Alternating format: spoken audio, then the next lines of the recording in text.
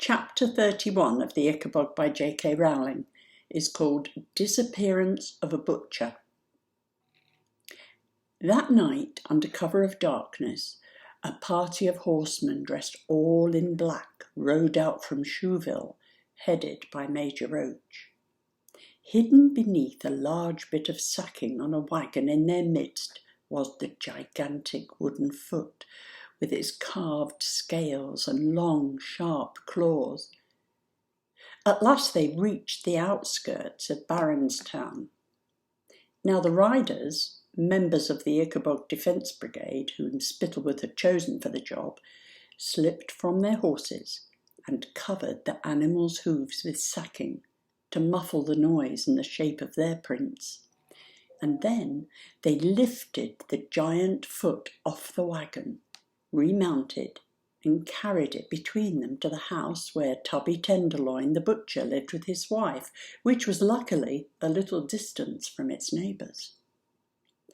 Several of the soldiers now tied up their horses, stole up to Tubby's back door and forced entry, while the rest pressed the giant foot into the mud around his back gate. 5 minutes after the soldiers arrived, they carried Tubby and his wife, who had no children, out of their house, bound and gagged, and threw them into the wagon. I may as well tell you now that Tubby and his wife were about to be killed. Their bodies would be buried in the woods in exactly the way the private prod had been supposed to dispose of Daisy. Spittleworth only kept alive those people for whom he had a use. Mr. Dovetail might need to repair the Ickabog foot if it got damaged, and Captain Goodfellow and his friends might need to be dragged out again some day to repeat their lies about the Ickabog. Spittleworth couldn't imagine ever needing a treasonous sausage-maker, though, so he'd ordered his murder. As for poor Mrs. Tenderloin, Spittleworth barely considered her at all. But I'd like you to know that she was a very kind person who babysat her friends' children and sang in the local choir.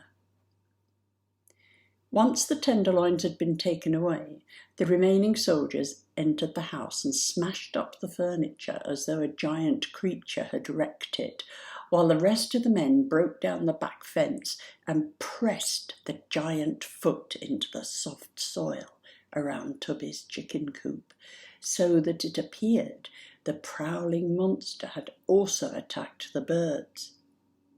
One of the soldiers even stripped off his socks and boots and made bare footprints in the soft earth as though Tubby had rushed outside to protect his chickens.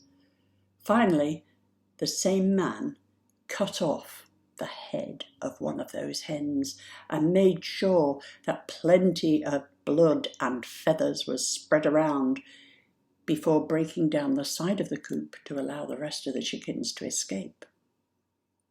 After pressing the giant foot many more times onto the mud outside Tubby's house, so the monster appeared to have run away into solid ground, the soldiers heaved Mr. Dovetail's creation back onto the wagon beside the soon-to-be-murdered butcher and his wife, remounted their horses, and disappeared into the night.